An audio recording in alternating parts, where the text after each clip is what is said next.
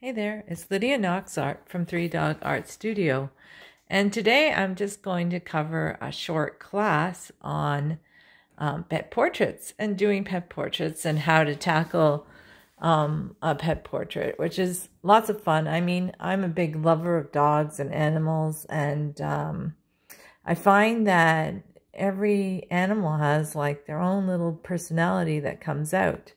And this commission that I've just gotten here, the one thing I really like about this picture is it's nice and clear, and the shadows are pretty obvious where it's dark and light, and so you have tonality and stuff like that going on there.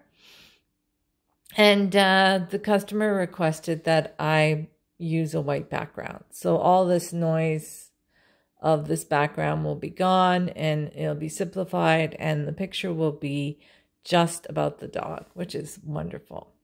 So the next thing I do is just kind of do a little mock-up of the design.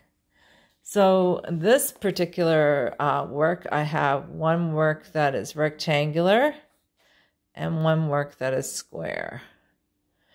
And they're not going to be the same, obviously. So I have to take a look at the design. So I like to, divide the design into half here. So I have an understanding of where the golden mean is, where the focus could be.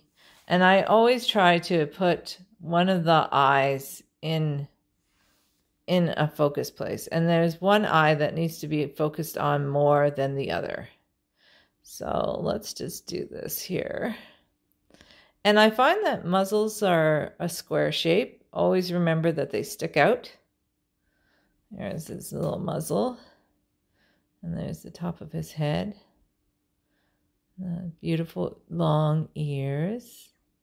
Very graceful doggy here. And his body.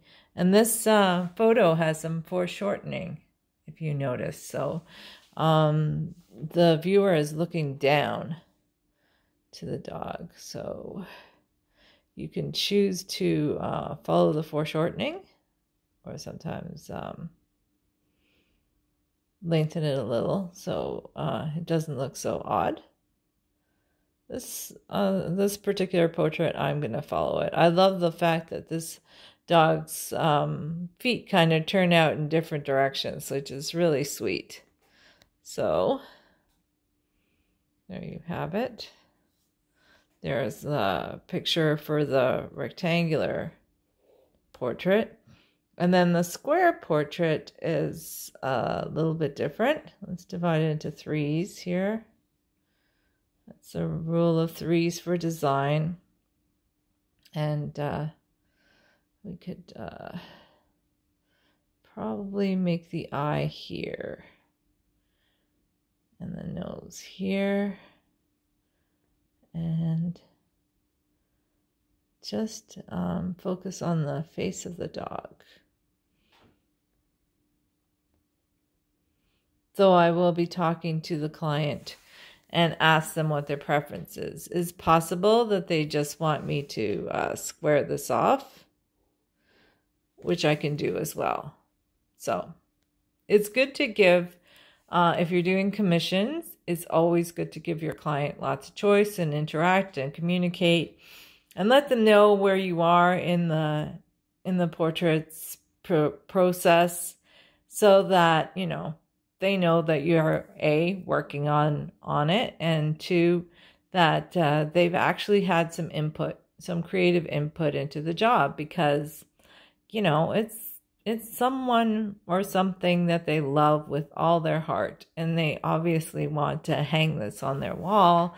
So it's important, I feel, to respect that. Anyways, that's my little tutorial for today. Stay creative.